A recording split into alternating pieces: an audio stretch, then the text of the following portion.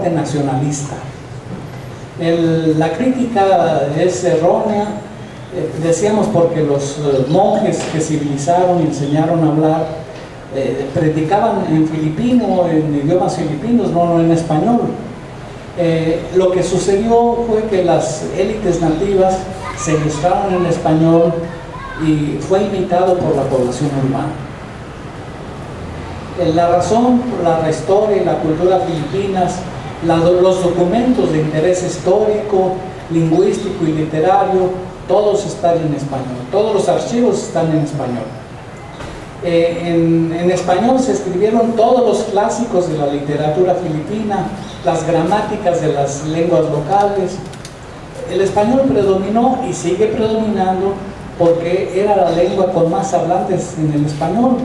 Es la lengua franca que otorgó la unidad a Filipinas.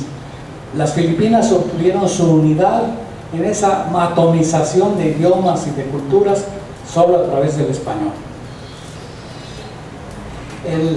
Incluso en la administración estadounidense, el español fue la lengua franca, porque el tagalo no tenía ese relevante de papel que se le otorgó y oficiosamente para contrarrestar el español.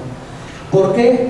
Porque cada una de estas manchitas que vemos que son las islotes filipinos, cada una tiene una lengua propia. Hay tantos idiomas como islotes hay. Tiene su lengua y su cultura propia. El habitante de ellos no se sentía filipino. Su cohesión la han obtenido a través del idioma español. Por eso es tan importante para ellos. Estos fueron los ilustrados, son ellos, encabezados por José Rizal. Son la élite de la cultura mestiza y criolla, que con cultura hispánica lucharon por la independencia política de España. Formaron una identidad nacional filipina a precio de una persecución social y política. Decayó la cultura hispana en Filipinas, decíamos, después de la muerte de los intelectuales en la batalla de Manila en 1945. Así quedó el barrio español, puras ruinas. Ahora se reconstruyó y es como queda abajo, nada más un lugar de visita para visitantes. La dominación estadounidense y el declive oficial del español fue en el siglo XX, a partir de esa destrucción del barrio español y de los centros de cultura hispánicas. El inglés tardó más de 50 años en imponerse en español, principalmente porque para un filipino les es muy difícil enseñarse a hablar español, inglés, perdón. Aunque el inglés era impuesto como una lengua de la educación y del gobierno, la mejor literatura se escribió y se sigue escribiendo en español. ¿Por qué se trató de combatir el español? Porque todos los nacionalistas filipinos hablan español y promueven la cultura hispánica. Sigue alcanzando todavía. La mayor parte de los intelectuales filipinos habla y escribe en español. ¿Cuál es la situación actual del español en las Islas Filipinas? Para el Instituto Cervantes de Manila actualmente hay 3.180.000 hablantes de español, sin contar los hablantes del chabacano, decíamos que tienen 85% de voces hispánicas.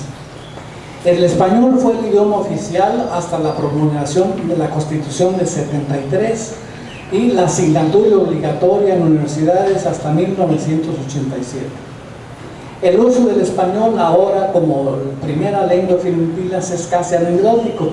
Solamente las familias mestizas acomodadas, la élite cultural y económica, hablan español. Sin embargo, las lenguas filipinas, hable las que las hable, tiene una médula hispánica. En el periodo de Marcos se suprimió la obligatoriedad de enseñar español en los colegios y en el mandato de Corazón Aquino se suprimió el español como lengua oficial en Filipinas. Posteriormente, la presidenta Gloria Macapagal inició un proyecto para la enseñanza del español en la educación media, como vimos en una fotografía que están enseñando en una secundaria el español comparativamente con el chabacano. ¿Cuál es la conclusión? La conclusión es que en realidad en Filipinas el español, su uso es semejante al de otros países de lengua no hispana. Pero los filipinos van descubriendo, según estadísticas, que el español es un idioma muy útil. ¿Por qué? Porque el conocimiento del español les ofrece oportunidades en el mundo laboral. ¿A quién contratarían ustedes si fueran empresarios filipinos para que entendiera a cualquier hablante del archipiélago, alguien que hable español, para que les entienda a todos? Entonces, quien habla español en las Filipinas tiene un salario promedio 40% más alto que el no hablante de español. Entonces, ganan el doble prácticamente quien habla español. Entonces, es un interés para hablar español. Los filipinos también, que emigran mucho a Estados Unidos, ¿con quién van a hablar en Miami? ¿Con quién van a hablar en Texas? ¿Con quién van a hablar en Colorado? La mitad de la población es española. Entonces, si quieren ir a Estados Unidos, les conviene hablar español. También les interesa entonces a los que piensan emigrar, incluso a Estados Unidos, hablar, además del inglés, el español. Estamos en un mundo globalizado. Sí, el español en Filipinas, lo que es cierto, dejó de ser una lengua materna de una minoría, porque ahora muchos, por esas razones de carácter económico, a muchos filipinos les interesa aprender español y aprenderlo bien. Ahora vamos a pasar con mi señora esposa a hablar de estos, después de gracias por atenderme, a que nos vamos a hablar sobre esos sentimientos expresados a través de la literatura en la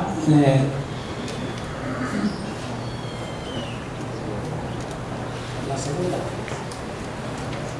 Vamos a pasar ahora a ver las poesías filipinas. En la literatura, como ven ustedes, las más importantes obras literarias en Filipinas, de Rizal, de Jesús Balmori, y son la historia cultural de las lenguas filipinas, Bancarrota de Almas, una novela filipina de Jesús Balmori, y el filibusterismo de José Rizal, todas en español. ¿Cuál es la literatura filipina? ¿Por qué hacemos esta interrogante? ¿Cuál es la literatura filipina? ¿La que se escribe en inglés? ¿La que se escribe en tagalog? ¿La que se escribe en español? Porque ahora hay un corpus literario filipino en inglés, hay otro corpus literario tagalog, hay un conjunto de obras en visayo, en ilocano y por lo menos 10 lenguas más. ¿Cuál es la literatura filipina? De esos 15 idiomas que tienen un corpus literario importante. Esta confusión se esclarece entendiendo el concepto de lo filipino como Estado filipino y la Fundación de Manila y la isla de Luzón como lengua oficial y el aglutinante de la unidad filipina.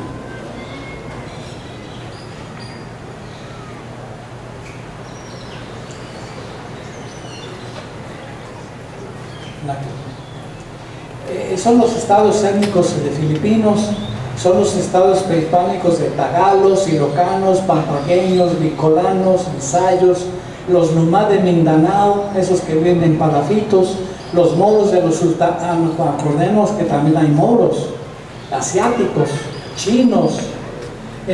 Cada uno de estos estados tenía y tiene su propia lengua. El de los tagalos es el tagalog, el de los ilocanos es el iluku, el de los visayos es el visaya, a base del subalguanón, iligañón, puinaray, El de los moros hablan Tausú y los Lumal es un enjambre de vernáculos el Mindanao. ¿Cuáles son las etapas de la literatura filipina? Las etapas son estas: una etapa formativa, una etapa de crecimiento, una etapa de plenitud y una etapa de decadencia. Cuando los estados prehispánicos aceptaron al rey de España, integraron sus respectivos estados con el nombre de Corona de España y Manila, y el castellano fue su primera lengua oficial, es la etapa formativa. Esta etapa es la introducción de la imprenta, los autores peninsulares emigrados y los chinos cristianizados. Todos esos fueron los primeros de la etapa formativa. Fueron Antonio de Morga, al cual en la mañana se hizo alusión, que es el autor de estos documentos iniciales que dan idea del trasiego entre el lugar donde estamos actualmente, Barra de Navidad, y las Filipinas. Antonio de Morga, Antonio Pigafetta y algunos chinos, José María Nicaisay, Juan de Vera Queñón, Tomás Pimpín, Tomás Chillán, Carlos Calao y Fernando de Barborta. La segunda etapa, la de crecimiento, tiene a Luis Rodríguez Varela, Mariano Gómez, José Burgos, Jacinto Zamora, Juan Álvarez Guerra, Navarro Capulli, Pablo Hasél, Cañamaque y otros.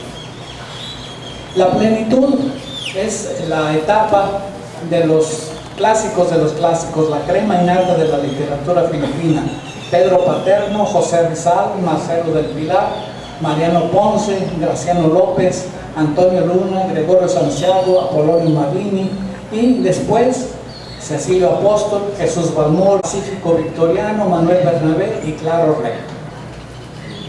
La decadencia en esa etapa ya entre español e inglés tiene Briones, Serrano, Benigno del Río, Fernández Lumba, los hermanos Wyndham, Emeterio Barceló, Zaragoza Cano, María Caravana, José Santos Socorro, Roxin Valdés, Bacani, Zaragoza Carrillo y otros. El número de autores filipinos que actualmente escriben en español rebasa los 8,000. Hay más de 8,000 autores filipinos actuales que escriben en español. Destaca Edmundo Farolón Romero, Federico Lixi, Mariano Loyola, Huerta y Antonio Fernández Pacián. El de la foto es Edmundo Farolán. En el siglo XVI XVII existe Fernando Barborta y Tomás Pipín, que escribieron ladinos, versos romanceados sobre temas religiosos, alternando en español tagalo como este de Bob Mangota. Gracias a Dios eterno, Salamat Sa Paginón Dios. En la literatura popular existían anónimos trovadores que escribían canciones populares mezclando voces indígenas y españolas. Abraham Balujan, Sorbete y Lechón, en la casa de Ñora Insay. Habrá bailongo, trago y lechón, en la casa de Doña Insay. En el siglo XVIII surgió Luis Rodríguez Varela, que fue el primer criollo que escribió poesías patrióticas, una colección ya desaparecida llamada Parnaso Filipino. Hasta el siglo XIX aparecen ya los literatos de gran importancia como José Rizal, Padre Paterno y polígrafos destacados en la novela y poesía. Otros escritores fueron el general Antonio Luna, los reformistas Marcelo del Pilar y Graciano López Jaena. José Rizal es mundialmente conocido por su poesía escrita La noche previa a su fusilamiento. Se llama Su último adiós y tiene dos novelas, No Limit Tangere y El filibusterismo, cuya foto portada vimos al inicio. Adiós, patria dorada, región del sol querida, perla del mar oriente, nuestro perdido Edén. Al arte voy alegre, la triste mustia vida, y fuera más brillante, más fresca, más florida, también por ti la diera por tu bien. Adiós, padres y hermanos, trozos del alma mía, amigos de la infancia en el perdido hogar. Dad gracias que descanso del fatigoso día. Adiós, dulce extranjera, mi amiga, mi alegría. Adiós, queridos seres, morir es descansar. Una de las más inspiradas poesías de José Rizal expresa nostalgia por la patria. La escribió en Heidelberg, Alemania, dirigida a sus flores. Id a mi patria, id extranjeras flores, sembradas del viajero en el camino, y bajo su azul cielo, que guarda mis amores. Contad del peregrino, la fe que alienta por su patrio suelo. José Palma es el autor del himno nacional filipino. Versificaba José Palma desde los 17 años y sus versos se publicaron en La Independencia, el órgano de la Revolución Nacionalista Filipina. En 1912 se publicó una colección de sus poesías con el título de Melancólicas, prologado por Cecilio Apóstol. Ese es el himno filipino. Bueno, el himno, ayer tuvimos la fortuna de escucharlo cantado por los niños en el Festival Cultural. Tierra adorada, hija del sol naciente, su fuego ardiente en ti latiendo está. Tierra de amores, del heroísmo pura, los invasores no te hollarán jamás. En tu azul cielo, en tus auras, en tus montes y en tu mar, esplende y late el poema de tu amada libertad. Tu pabellón, que en las lides tu victoria iluminó, no verá nunca apagados sus estrellas ni tu sol. Tierra de dichas, de sol y amores, en tu regazo dulce es vivir. Es una gloria para tus hijos cuando te ofende por ti morir. Quiero hacer un comentario rapidísimo. La literatura que llegó a Filipinas es la literatura del siglo XVI. ¿Sí? Recordemos que España tuvo su siglo de oro literario, entonces eso mismo llegó a las Filipinas. Y ellos van a asimilar eso y por eso se expresan en esa forma. Pedro Paterno nació en Manila y vivió en Madrid, donde publicó una colección de versos, Sampaguitas, y una novela, Ninay. Es un romance ejemplo de su obra poética. Al estallar la tormenta por la playa me paseo, y en ver las agitaciones del vasto mar me embelezo. En tu inmensidad descubro de mi amor el vivo espejo. Cuántas olas luchan fuera, cuántas perlas duermen dentro. Fernando María Guerrero escribió para el diario La Independencia. Publicó 2 libros de versos, Crisálidas y Aves y Flores. Aquí presentamos de él un fragmento poético llamado Mi Patria. Filipinas es un nido formado de hermosas flores. Es un idilio de amores sobre un mar embravecido. Es el delirio querido que mi cerebro obsesiona. Es la impávida matrona que, heredera de titanes, tiene por solio volcanes y centellas por corona. Cecilio Apóstol escribió para periódicos revolucionarios como La Independencia, La Fraternidad, La Unión, El Renacimiento y La Democracia. Escribió un libro de versos, Pentélicas. Paisaje filipino. Lejos corre, seguida del río, una potranca. Un carabao lustroso en un charco se estanca. En su lomo una garza hace una nota blanca. Un río desenrosca las heces de su tripa y asoma allá donde su curva se disipa las manchas trapeciales de sus techos de nipa. Jesús Balmori, decíamos, fue un escritor prolífico y precoz. Decíamos que ya a los 17 años había publicado su primer libro de versos, Rimas Himalayas. Escribió 2 novelas, Bancarrota de Almas y Se deshojó la flor. En 1940, con Mi Casa de Nipa, Balmori obtuvo el Gran Premio de Poesía en un concurso literario nacional de la Mancomunidad de Filipinas. Esa sensibilidad de los filipinos marcha isócrona al son latinoamericano. Así, la influencia de Amado Nervo en la literatura filipina se manifiesta en esta poesía Gracia Plena de Jesús Balmori. Gracia plena, mujer, cuando acabó la misa y pasaste ante mí con la frente inclinada, sin que abriera la alba de tu mirada, yo caí de rodillas, y de tu encanto en pos ante mi Dios pequé. Miserable de mí, porque hasta ahora no sé si me postré ante Dios o me postré ante ti. Manuel Bernabé Hernández fue originario de Peñareque. Su obra poética se contiene en dos colecciones, Cantos del Trópico y Perfil de Cresta. Fue émulo de Jesús Balmori y miembro de la Academia Filipina. La muerte de Don Quijote. No se puede vivir cazando estrellas, porque el vivir de antaño y de año está tejido de las cosas bellas del desengaño. Que yo a los hombres escarmiento sea, como la tierra mis funestos brotes, y se acabe de un soplo la ralea de los Quijotes. En la poesía religiosa destacan Emeterio Barceló y Fernando de la Concepción. Presentamos un fragmento de recuerdos de la Anunciación de Barceló de una manifiesta devoción mariana. Majestuosa gravedad de los campos nazarenos, campos de misterio llenos de casta serenidad. La naturaleza entona religioso himno inaudito con ecos de lo infinito. Fernando de la Concepción es un poeta de honda espiritualidad que toma modelos poéticos de Juan de la Cruz y Teresa de Ávila. Un ejemplo es su poesía de la hora anacoreta. Quiero aprender la lección del callar enamorado. Señor, oye el corazón que sin voz te habla extasiado. Pues no hay tumulto que llegue a tu presencia distante. Deja que al silencio entregue mi palabra disonante. A tu amor, mi Dios, respondo y ansío tu pecho me abras. Un amor te doy tan hondo que no conoce palabras.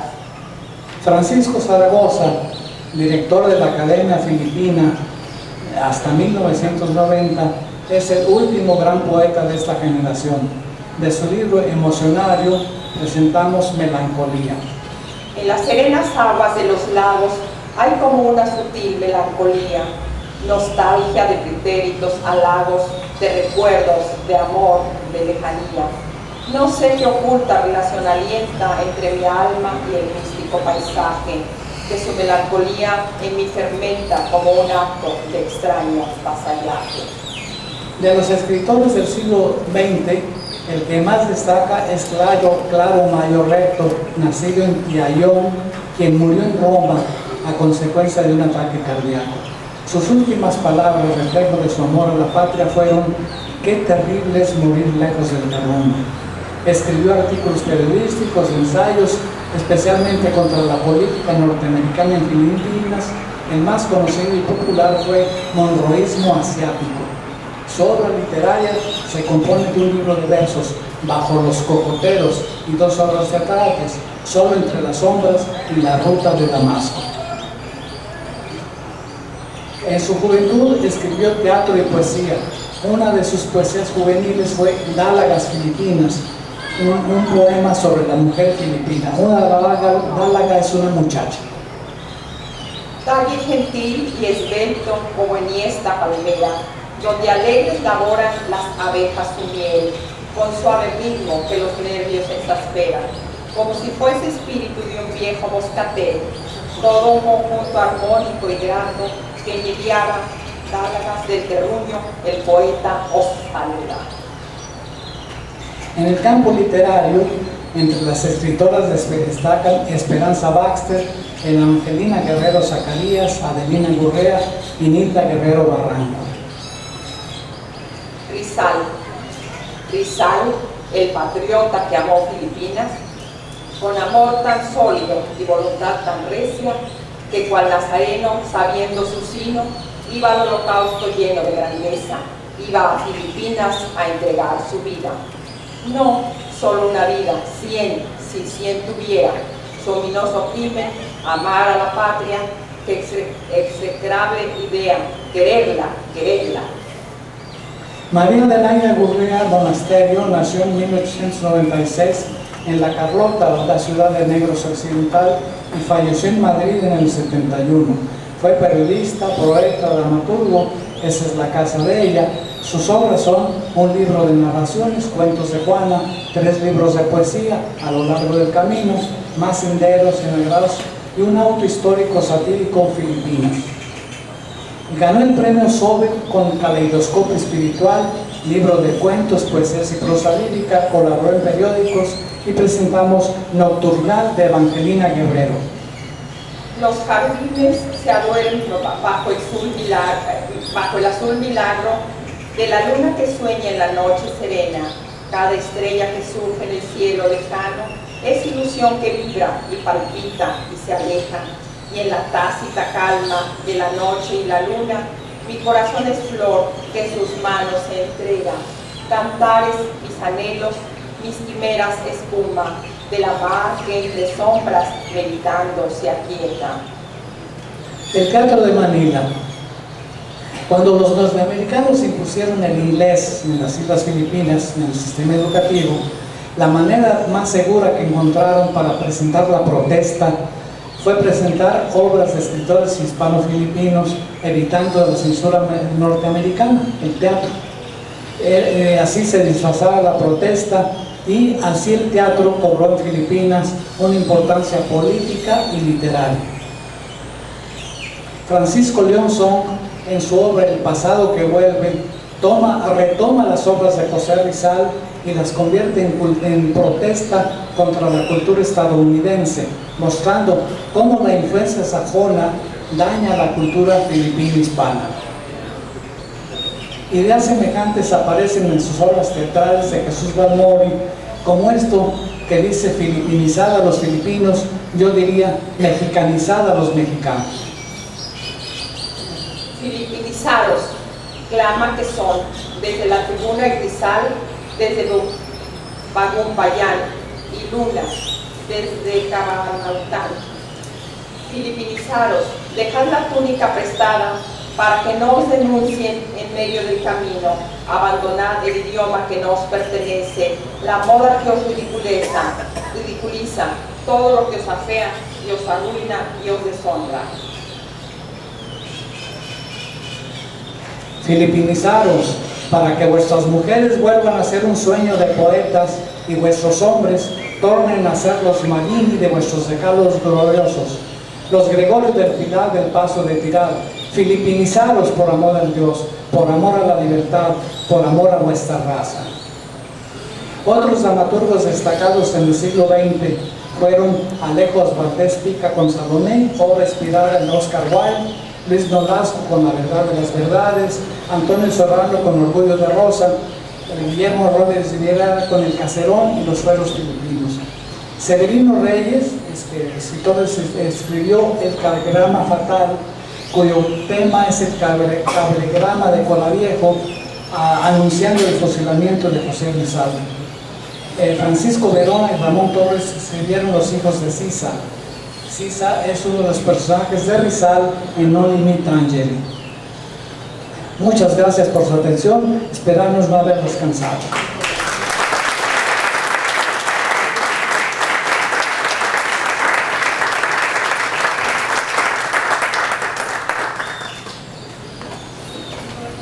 Voy a hacer un anuncio, como se nos había dicho en la mañana, gracias a la autonomía de la Secretaría de Cultura de la doctora Miriam Bachés Plañol y a las sesiones de nuestro consorcio, el maestro Samuel Gómez Luna Cortés, la impresión de este texto será entregado a los presentes por nuestra secretaria académica, la maestra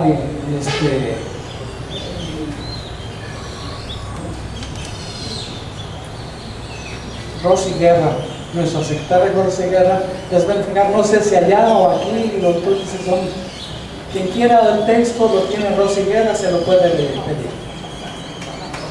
Se los está pasando.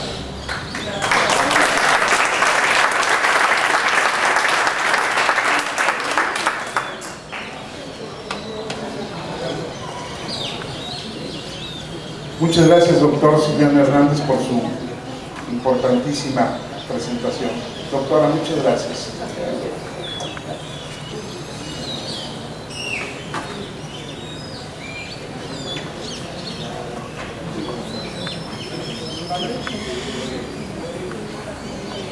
Bueno, agradecemos muy gentilmente al doctor Silviano Hernández y por supuesto a la doctora Cristina Ruiz Hernández su excelente presentación. Y ahora me gustaría escuchar a un representante de ese grupo de estudiantes que nos acompañan de esta región, quien quisiera pedirle a esta brillante estudiante que nos diga un poco sobre su experiencia al participar y estar presente en esta actividad. Por favor, su nombre y es suyo del auditorio. Hola, buenas tardes. Mi nombre es Ana Gabriela, curso segundo semestre de la carrera de turismo. Venimos acompañados del maestro Chuy Medina, nuestro jefe de departamento de estudios turísticos.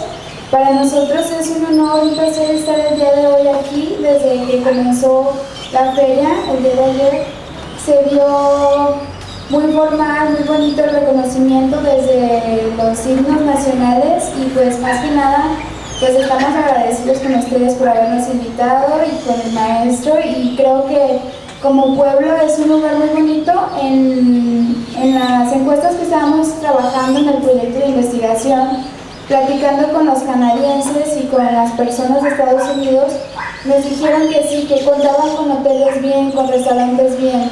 Y yo digo, ¿por qué aquí y no Melaque? ¿Por qué aquí y no Vallarta? Me dice, es que aquí en Barra de Navidad las personas son muy amables y yo aquí vengo más que nada por las personas y me llevo una buena experiencia del lugar y de la feria.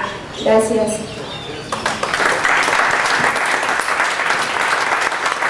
Muchas gracias, señora Gabriela, por sus palabras.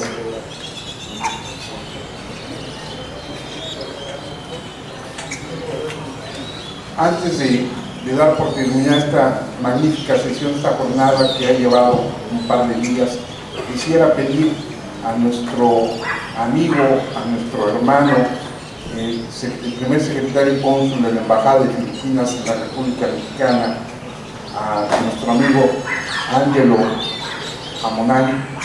Amón, que nos expresara unas palabras a todos.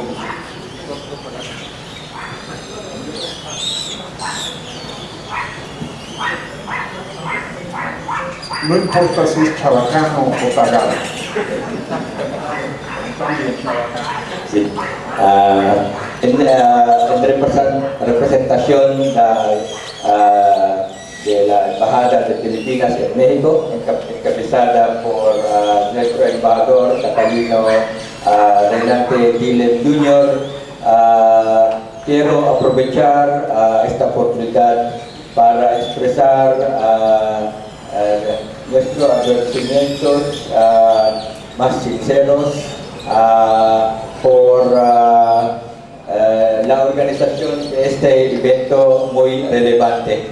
Y en particular quiero felicitar al presidente, licenciado Eduardo Velasco Cedeño, y el resto de los destacados oficiales y integrantes de su organización. Quiero comentar su organización por su trabajo y esfuerzo mostrando los lazos históricos, culturales y económicos entre nuestros pueblos. Le aseguramos que la Embajada de Filipinas va a colaborar con ustedes en realizar proyectos para los mejores intereses de nuestros países. Esperamos que podría colaborar más en fortaleciendo los vínculos entre los mexicanos y los filipinos. Viva México, mabuhay Filipinas. Gracias.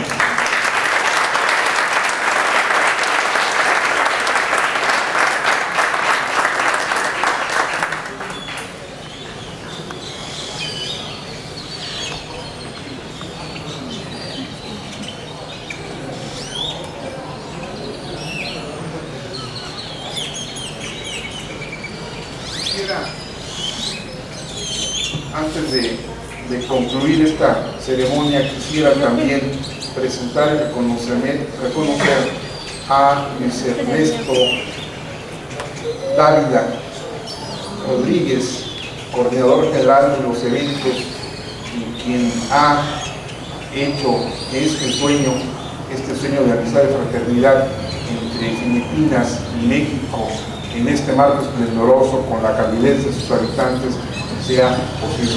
Muchas gracias, maestro, por su gentileza.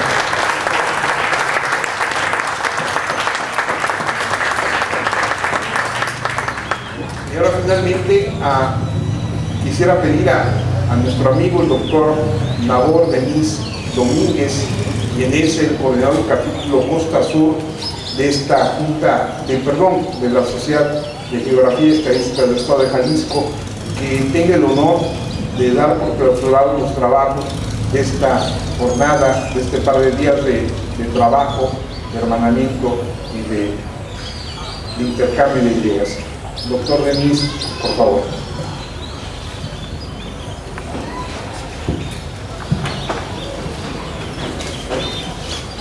Muchísimas gracias, señor presidente.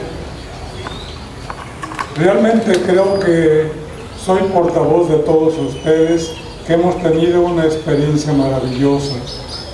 Hemos abrevado en la cultura de gente que mucha cultura tiene y que ha sido tan amable en compartirla con nosotros. Hemos aprendido muchísimo y hemos satisfecho nuestro interés por estos medios. Hemos también podido acrecentar esa cosa tan hermosa que es la amistad México-Filipinas, que data desde 450 años, por decirlo así. Y desde luego quiero enfatizar una vez más la coordinación extraordinaria y la colaboración del maestro Luis Ernesto Dávila Rodríguez, que coordinó la organización de todo esto, que ha salido tan maravillosamente bien. Muchas gracias, maestro, por su colaboración. Gracias, doctor.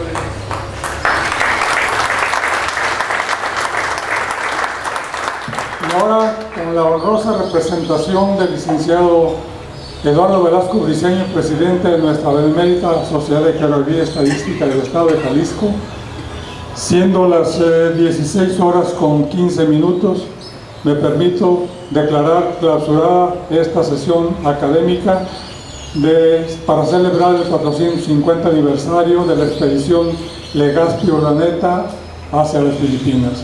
Muchísimas gracias y muy buenas tardes.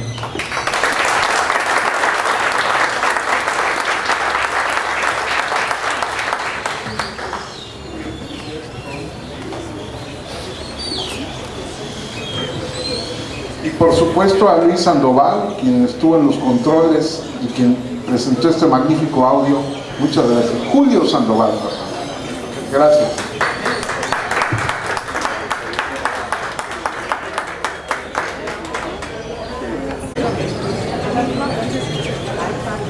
Para la Benemérita Sociedad de Geografía y Estadística del Estado de Jalisco, y también tenemos una cena para todos ustedes en el restaurante denominado El Manglito, con una estupenda vista a la laguna. Siéntanse bienvenidos, Barra de Navidad es su casa, hagamos historia.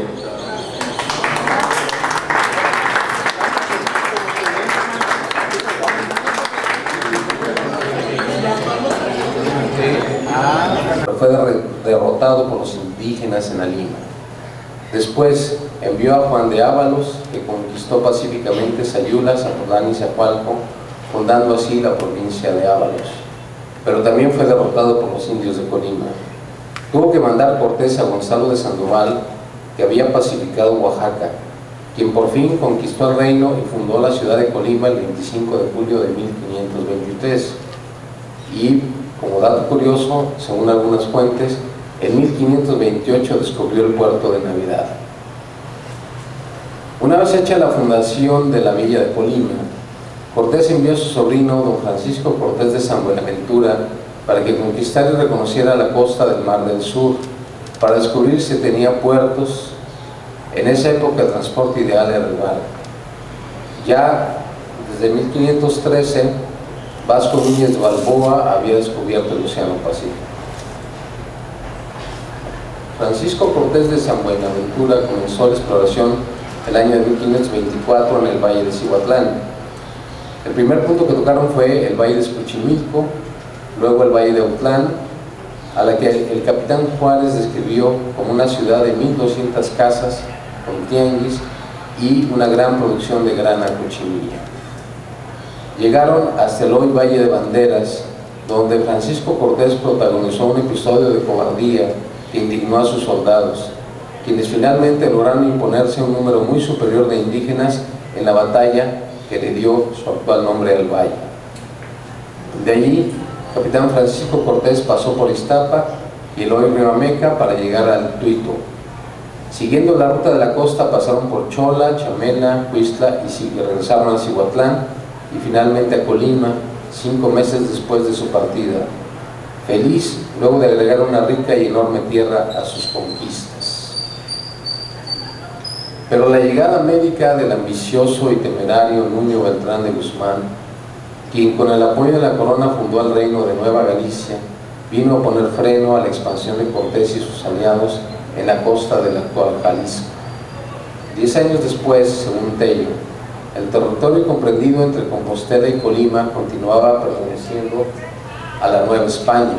Sin embargo, Beltrán de Guzmán, establecido en Tepic, envió una expedición a esa comarca para saber sus vecindades, para conocer los secretos de ellas y asegurarse de sus poblaciones. Dicha exploración estuvo al mando del capitán Juan Fernández de Híjar en 1535. Nuño Beltrán de Guzmán envió a Fernández de Híjar a buscar en la costa un lugar donde fundar una ciudad que sería la encargada de proveer de alimentos, agua e implementos marinos a los barcos que surcarían las mares del sur en su comercio, nuevas conquistas y demás aventuras marinas. Fue así como se fundó la vía de purificación en 1533 y luego ordenó al mismo capitán Fernández el hallazgo de un puerto que fue el hermoso puerto de la Navidad que descubrió y abrió la navegación en 1535. La expedición de Fernández de Híjar al Valle de Xochimilco se tenía que hacer a escondidas.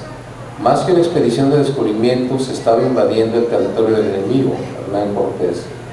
No fue una villa fundada por casualidad, tenía que ser, y cito, un sitio alto, sano y fuerte, rodeado de tierras fértiles para labor y pastos, con madera y materiales de construcciones y abierto al viento del norte, evitando siempre las comarcas pantanosas, y además un puerto natural y defendido de las tempestades si era en la playa. El puerto de Navidad fue pronto valorado gracias a las condiciones de seguridad que ofrecía a los navíos, pero también porque estaba rodeado de una vegetación rica en madera apropiada para la construcción de embarcaciones. La Nueva Galicia estaba orientada al mar, sobre todo porque ello representaba disponer de medios de comunicación y transporte, el medio de comunicación y transporte más efectivo de la época, las embarcaciones. Los caminos entonces por tierra eran tortuosos y muy difíciles de transitar, porque así como atravesaban llanuras, también trepaban por grandes montañas. Eso hacía difícil la comunicación por tierra, además de costosa. En cambio, las embarcaciones ofrecían la capacidad de transportar abundantes mercancías en un solo viaje. Nuño de Guzmán quería enseñorearse del mar y así poder ofrecer seguridad a todo su territorio.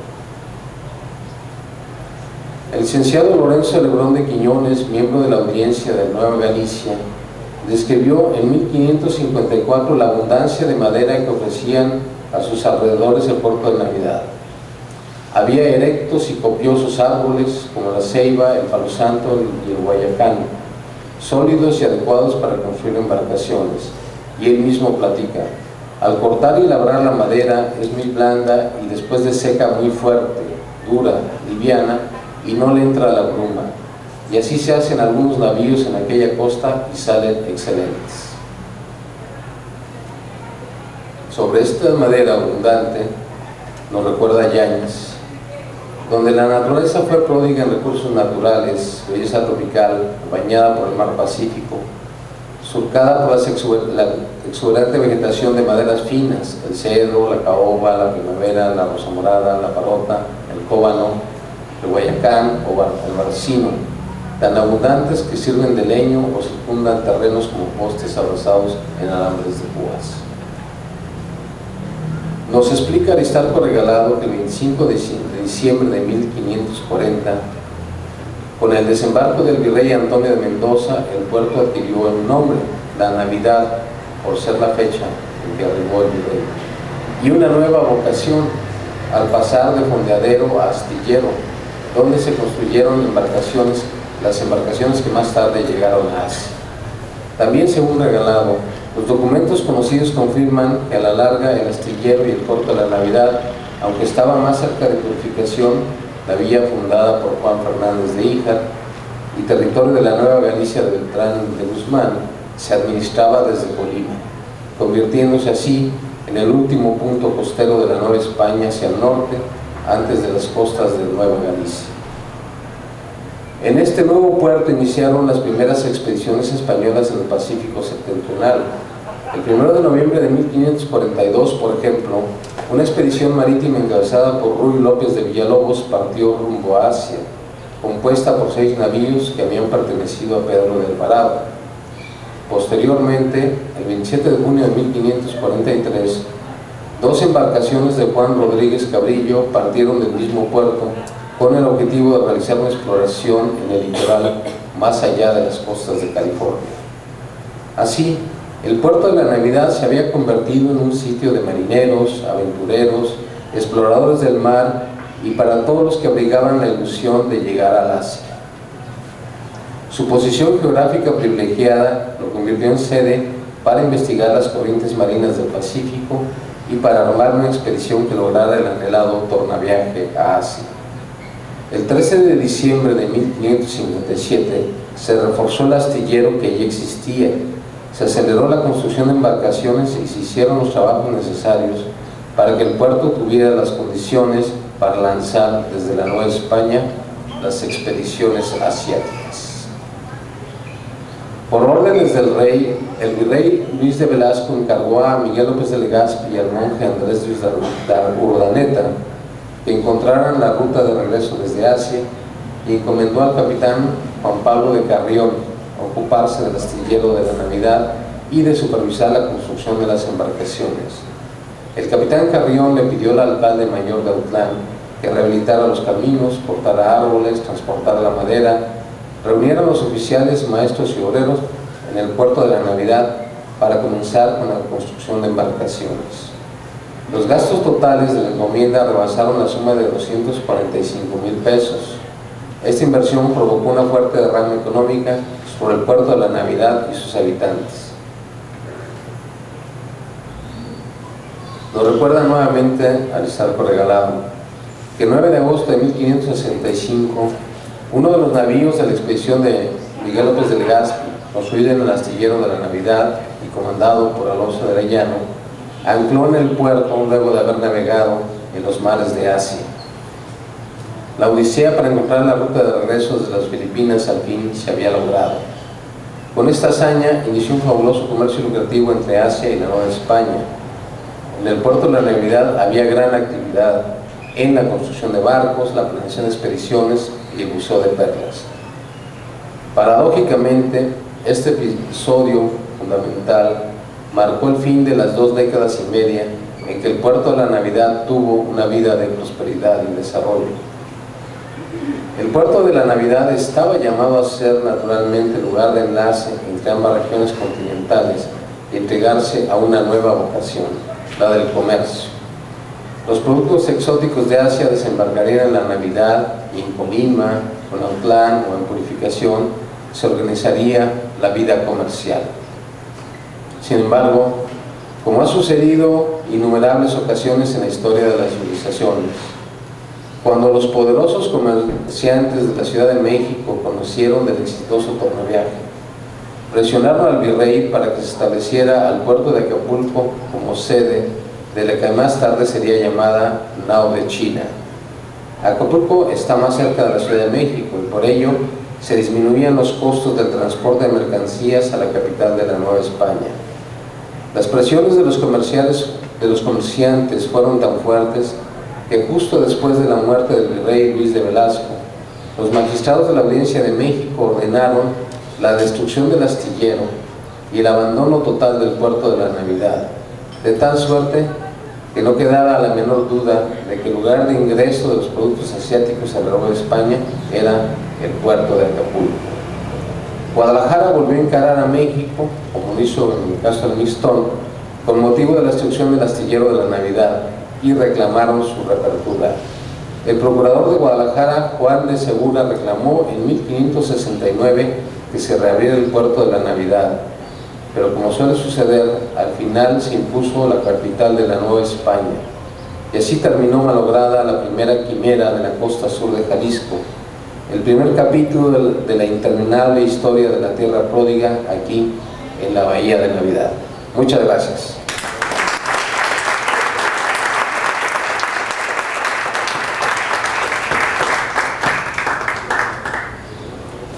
Muchas gracias, maestro Alfredo Ortega Ojeda, por esta brillante exposición.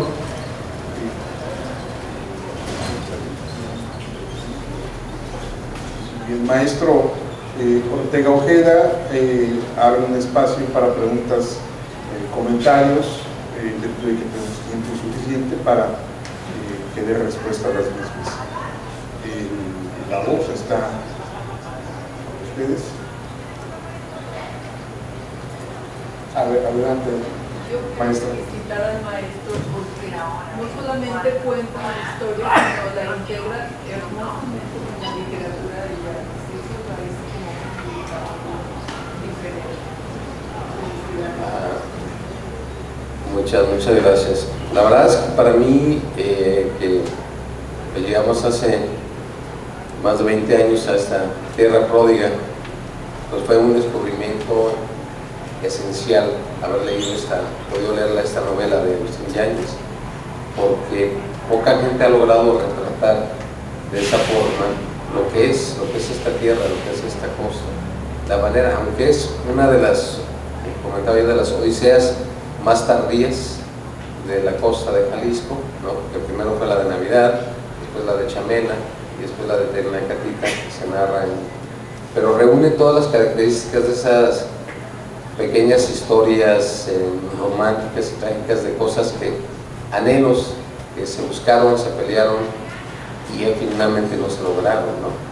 O sea, no se logró el tren a Chamela, no se logró el aeropuerto del Amarillo, el puerto de la Navidad se malogró cuando empezaba a convertirse en lo que hubiera sido el más importante puerto del Pacífico, aunque después se reabrió y después vino lo del ataque de los piratas y demás, pero ya no pudo ser lo que hubiera sido.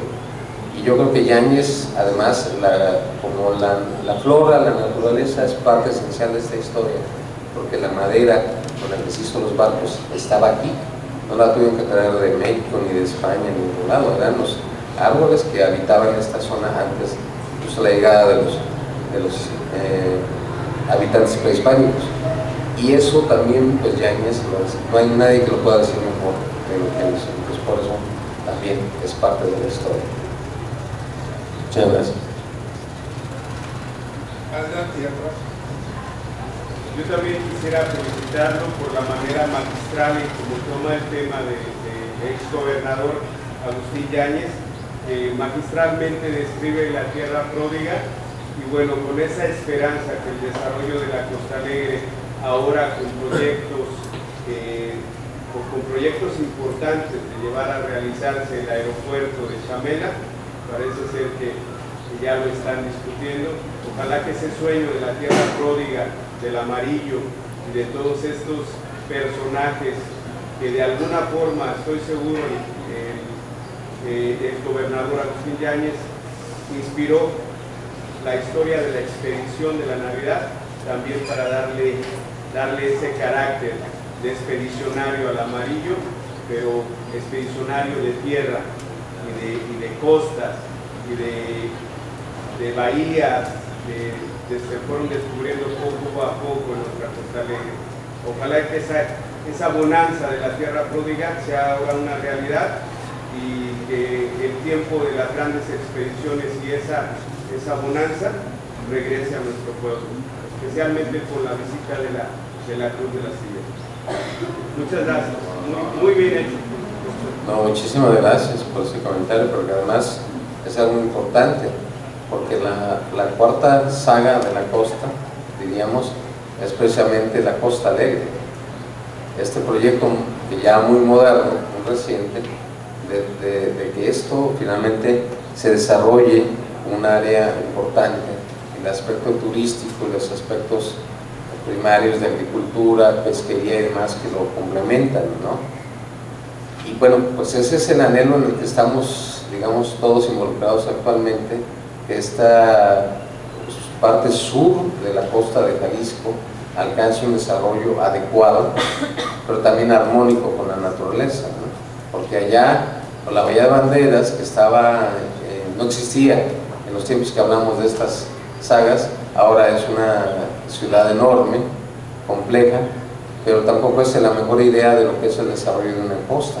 Y aquí, en la costa sur, en la tierra pródiga, de aquí a Chamela, a Punta Pédula, a Chalagatepec, todavía es posible que suceda un desarrollo armónico, económico y social que respete la naturaleza, aunque ha habido muchas iniciativas que no han ido por ese camino, pero todavía no han sucedido aquí las grandes tragedias que han sucedido en Acapulco, en Iztapacihuatanejo, en Puerto Vallarta mismo, en Los Cabos, de un excesivo y mal planificado desarrollo. Así que todavía estamos en esta cuarta saga y esperamos que esta sí sea muy exitosa.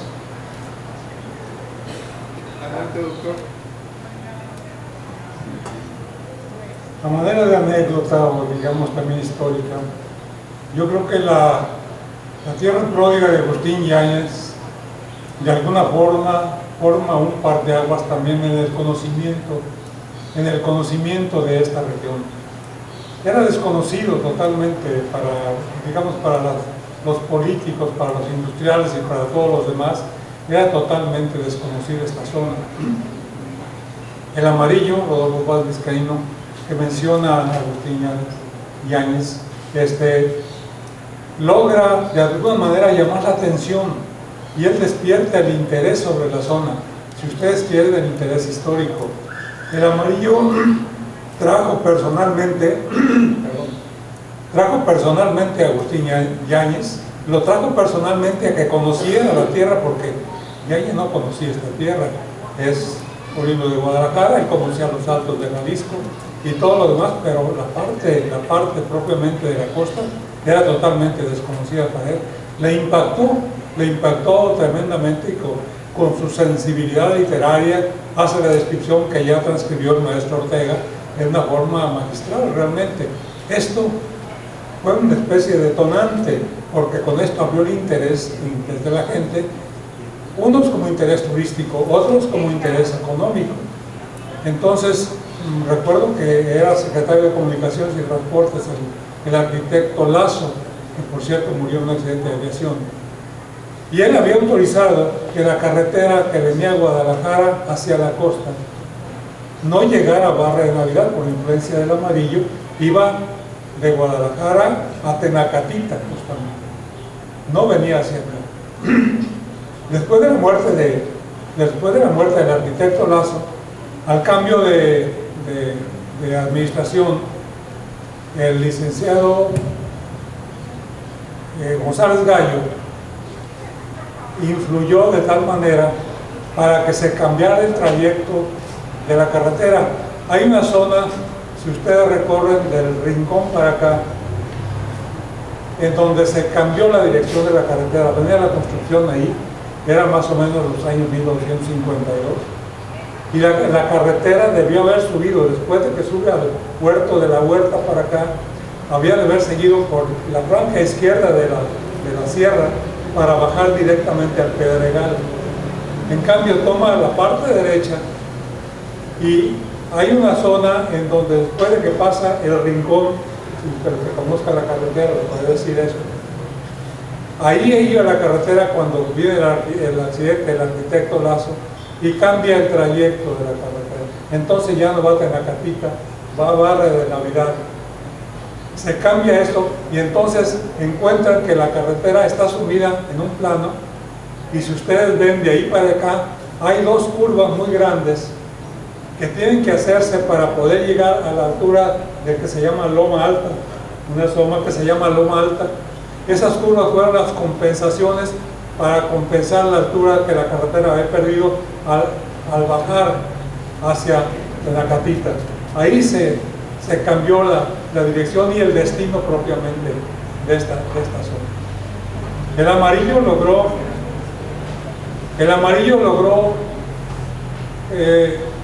terminar en forma, entrecomillado, el aeropuerto, y hay fotografías en donde hay aviones DC-3 y DC-4, que entonces eran los de mayor capacidad, en el aeropuerto de Tenacatita.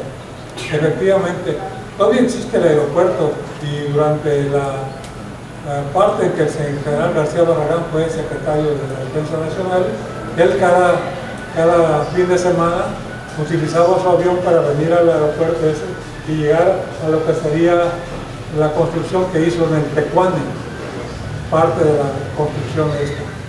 Pero es muy importante, yo se lo platico porque a mí me tocó vivirlo.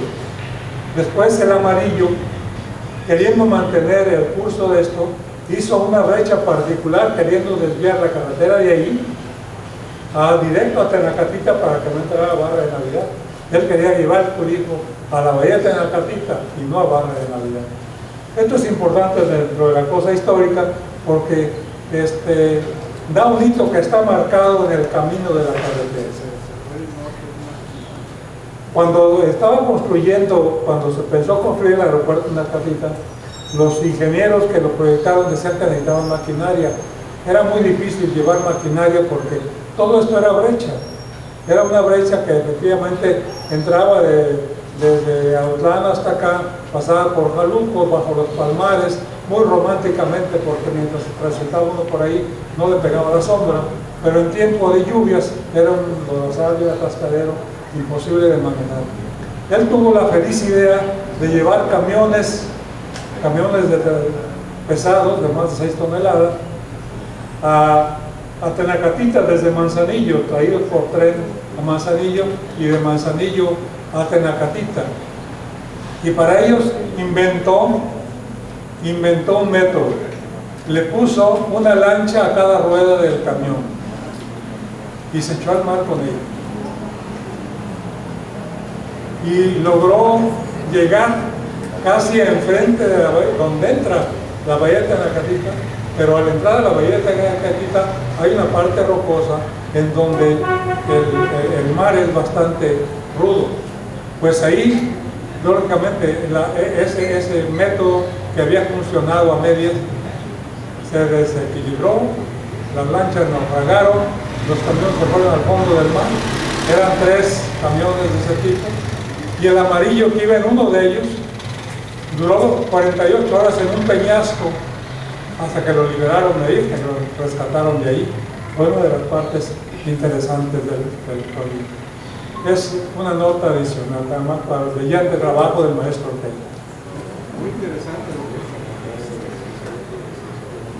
Muy interesante porque nos está usted describiendo y recordando el por qué se desarrolla o no toda una región y cómo cambia la historia de todo un estado, toda una región como el occidente del país. Antes de presentar a nuestros 2 siguientes expositores, me gustaría presentar y reconocer a la señora Leonor Verdín Gutiérrez, propietaria de este magnífico hotel, La Alondra, y quien gracias a su generosidad y anfitrionía podemos disponer de este salón panorámico. Me parece, ahí está, señora.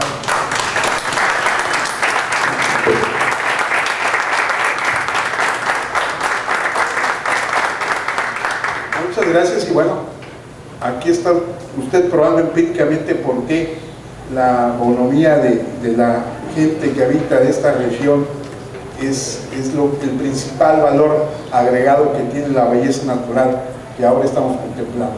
Muchas gracias por su hospitalidad y créanme que seremos los principales promotores en hablar bien de usted, de la gente de esta región y por supuesto del magnífico Hotel La Alondra. Muchas gracias.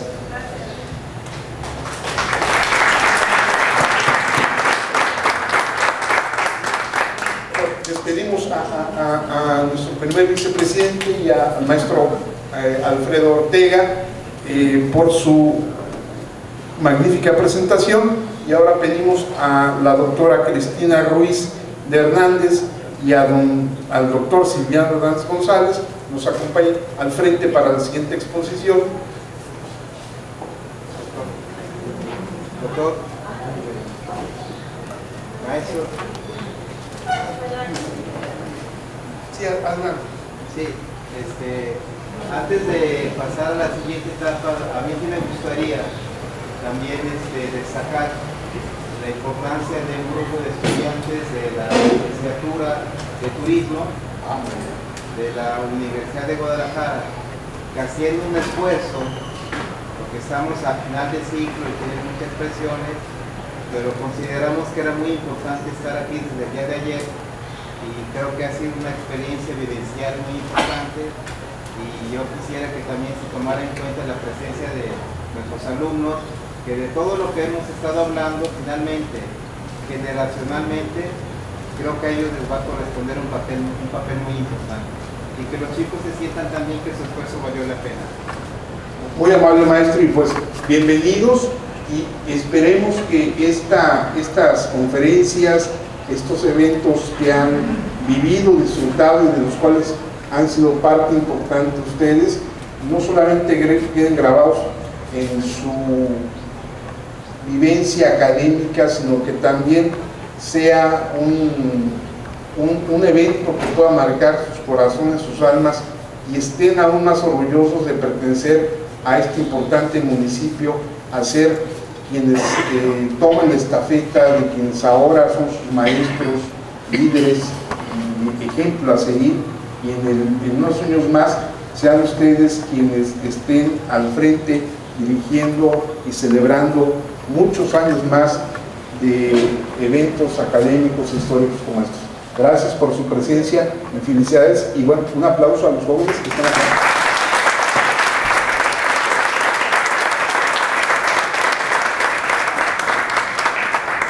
Bueno, el siguiente punto es un panel que en el que participan el doctor Silviano Hernández González y la doctora Cristina Ruiz Hernández.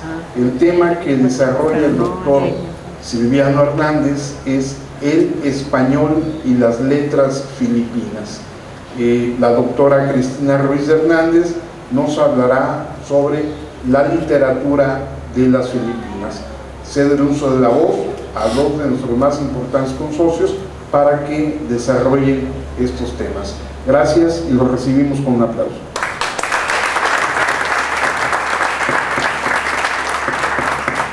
Muchas gracias.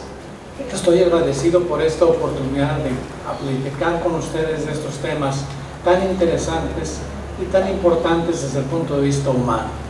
En esos ires y venires que se nos han reseñado, de que vienen y van semillas, plantas, ganado, animales y personas, las personas no solo viajaron, sino dejaron sentimientos, tradiciones, cultura. Y entre esa cultura, una de las partes más importantes es el idioma. Así como vinieron mangos y tamarindos, y fueron maíz y frijol y papas, calabazas y otras muchas cosas, llevamos nahuatlismos y español, y vinieron filipinismos, y así con esos hombres que llevaron un idioma, ese idioma es expresión de sentimientos.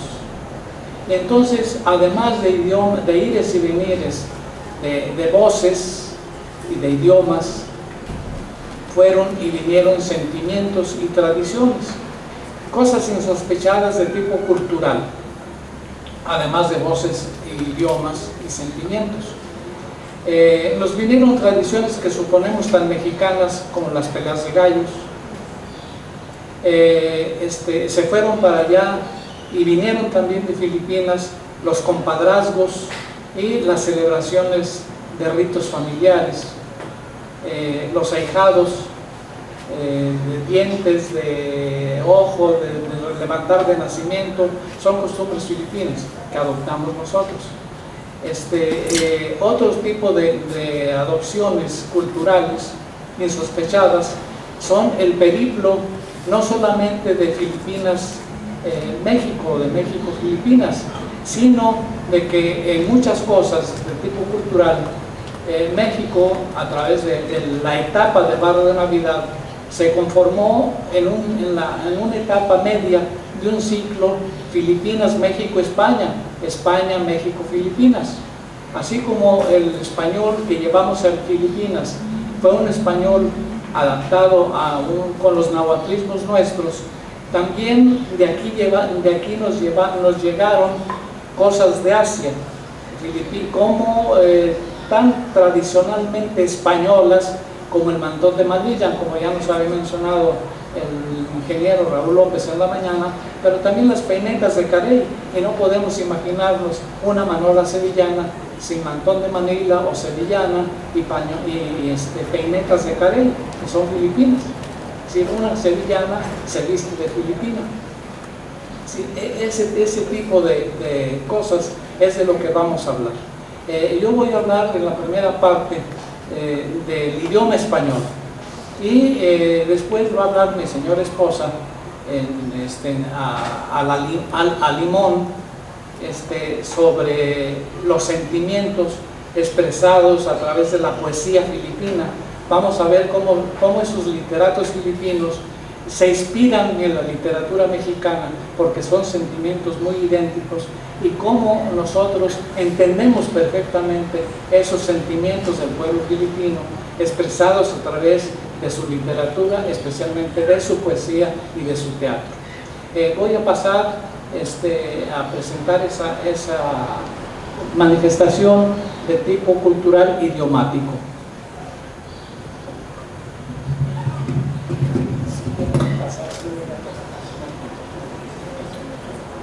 Por favor.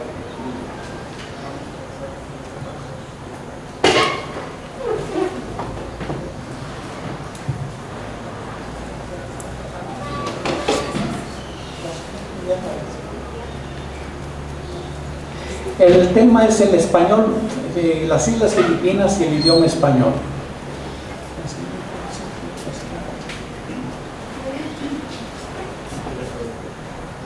A pesar de que las Filipinas perteneció a la corona española durante más de 300 años, el español que no fue adoptado en las Filipinas de la misma manera que en el continente.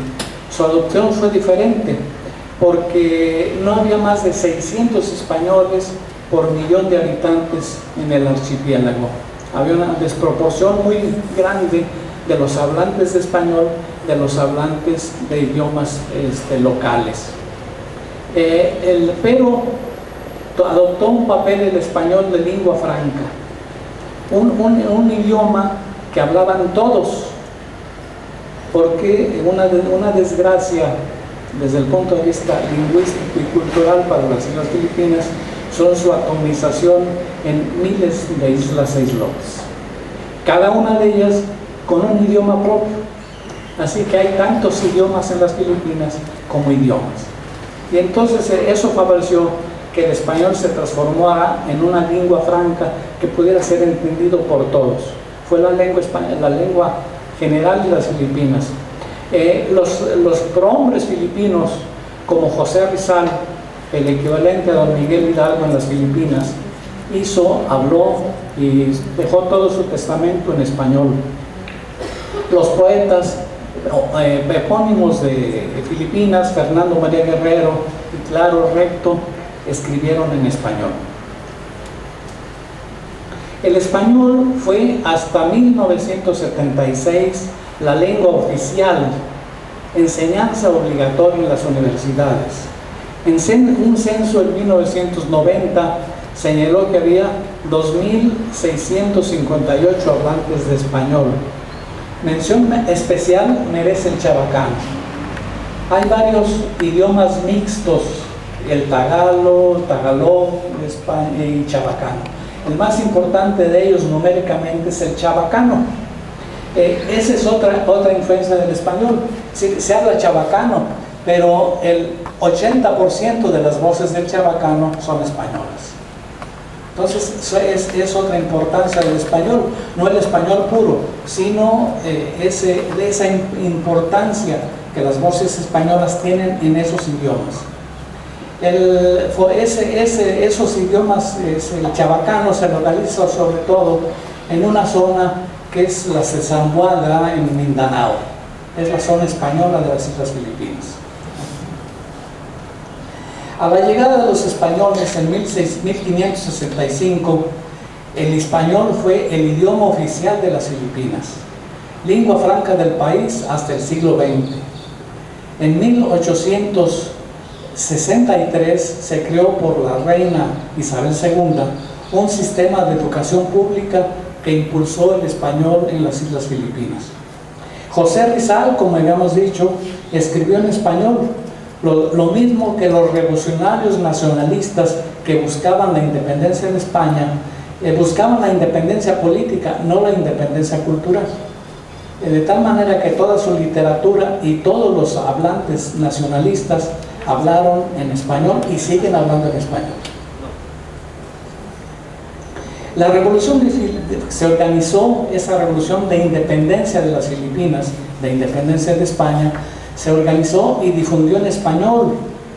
Se eligió como la primera república filipina como lengua oficial, como idioma oficial. La constitución filipina, la constitución de Malolos, está escrita en español. Durante la primera mitad del siglo XX, el español fue la lengua de la prensa, la lengua de la cultura y del comercio, y mantuvo su estatus oficial junto con el inglés y el tagalog hasta 1973. El español se sobrepuso, decíamos, al uso de las lenguas nativas de Filipinas a partir de este viaje de Miguel López de Legazpi y Andrés Urdaneta, cuando se fundó en Cebú el primer establecimiento español de las islas. En la actualidad, a pesar de que el inglés es el idioma oficial y ha sido tiempo oficial, se conserva como una lengua selecta el español, por su importancia histórica y por su importancia cultural. Inicialmente el lenguaje del español era opcional, no obligatorio. Los misioneros nunca obligaron a estudiar en español, incluso predicaban en las lenguas locales. En 1593 se fundó la primera imprenta local. En 1595 se fundó la primera institución académica de Filipinas, el Colegio de San Ildefonso, fundado por los jesuitas en la ciudad de Cebú. Más tarde esa institución se convirtió en la Universidad de San Carlos.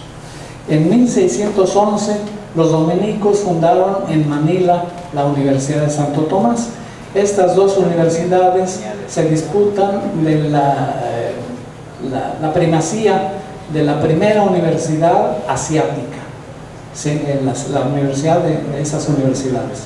Decíamos que Isabel II de España, que no era tan bonita como parece aquí, sus retratos fotográficos la muestran de otra manera, decretó la creación de un sistema escolar obligatorio para todo el territorio dominado por España, incluso en las Filipinas y en todos los dominios españoles. Ese sistema de educación obligatoria de Isabel II se instituyó también en las Islas Filipinas.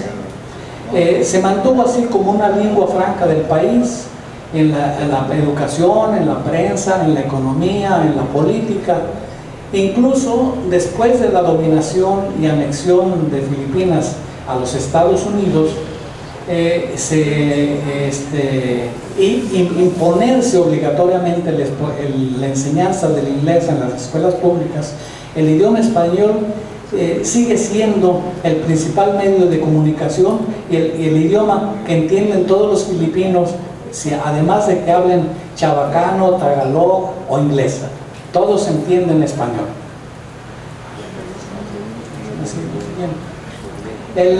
Ese predominio del español se mantuvo hasta la Segunda Guerra Mundial.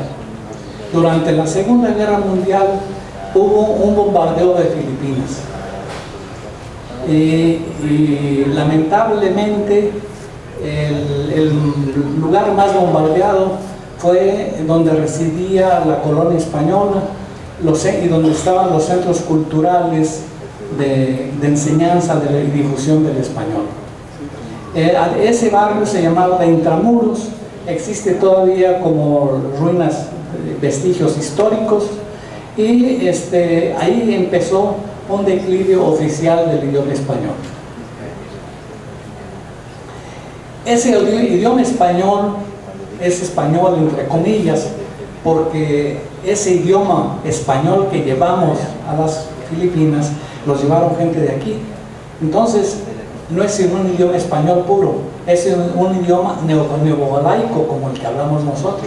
Nosotros, los habitantes de esta región, fueron los que llevaron esa forma de idioma, porque por eso hay tanta abundancia de nahuatlismos, como veíamos en la mañana en los nombres de las semillas, las plantas, los animales, porque es un idioma español mexicano, mexicano del occidente de México, de la Nueva Galicia. Así existen más de 10,000 voces españolas en las lenguas filipinas.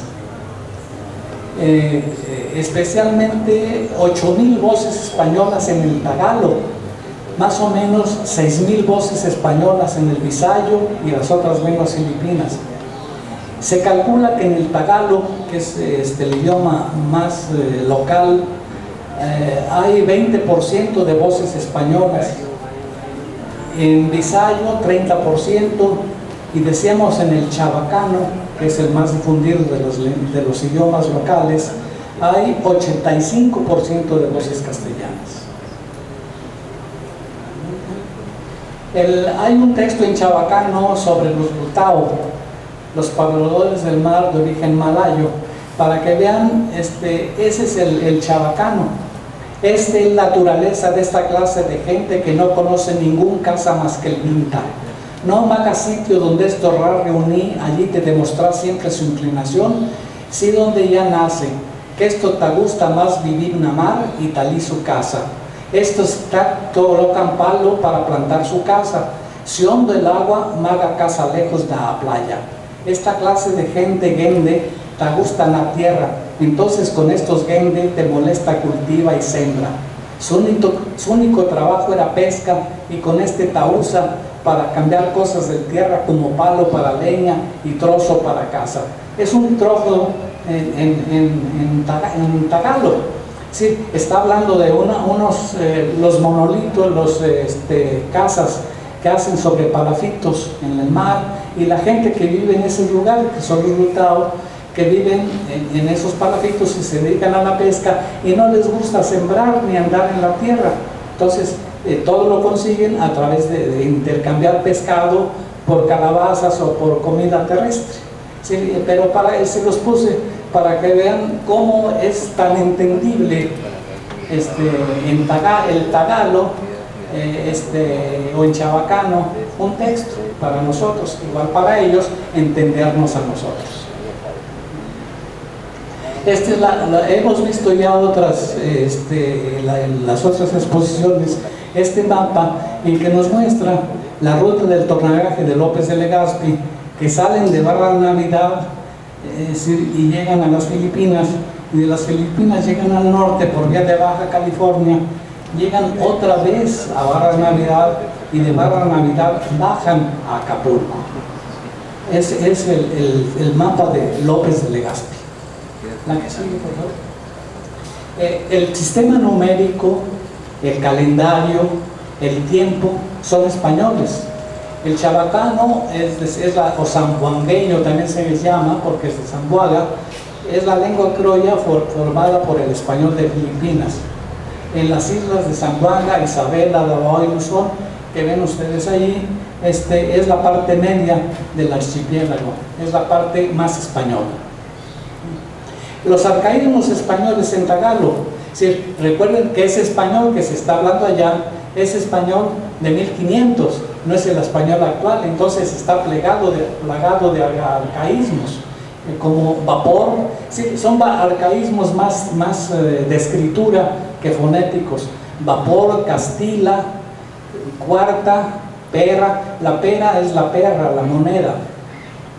Reloj, nosotros también decimos reloj. Sabón, jabón. Baraja, baraja. La mesa, mesa. Caldereta, un guiso de carne, una calderada. Silla, vaso, banquito. Esos son los arcaísmos españoles en tagalo. Aquí están algunas retratos de letreros de calle. Cocinero del barrio, restobar, la cocina del barrio en un restaurante bar. Pirimín deja el parque limpio y arreglado. Sí, de firme, de seguro, obligatoriamente deja el parque limpio y arreglado. No se permite alcohol pasando este punto. Pues la única diferencia es que alcohol lo escriben con H al inicial. Con esto está así zorra de estos nisos idioma, porque dice un idioma de español filipí, pero para el dicavite el chabacano es aroma concentrado, naso hueso y hasta surmitito. Sí, es la manera de hablar del chabacano. Aquí vienen indicaciones para la población para que cuiden a sus mascotas. Cuiden en buena mente de ustedes perro y otro maga animal. Manda vacuna contra el de ustedes perro cada año, mas no deja largado con el perro en el camino.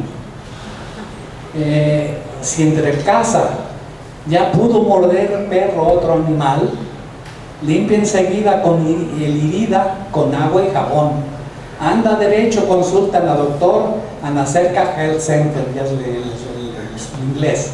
No más consulta a Nathan Doc y al Volario. Prevenir rabies, CAI, tunay cura. Nuestro deseo, una ciudad sin enfermedad. Es una clase en las escuelas que están enseñando español. Vean los equivalentes. En español, ¿cómo se llama? En chabacano, cosa de tuyo nombre. En español, ¿de dónde eres? En chabacano, ¿de dónde tú? En español, ¿cuántos años tienes? En chabacano, ¿cuántos tuyos años? En español, ¿qué idioma habla? En chabacano, ¿cosa lenguaje tú hablas? A principios del siglo XVII, el impresor tagalo Tomás Pimpín escribió un libro en tagalo con caracteres latinos para enseñar el español a los tagalos. Ese libro fue publicado allí, en Santo Domingo de Abucaní. Apareció en 1610, el mismo año que se publicaba por un padre, el padre Blancas, la primera gramática en tagalo. Es que no solamente se dedicaron a enseñar español, sino a fijar los lenguajes nativos. Esos son algunos arcaísmos del español que se usan actualmente en las Filipinas.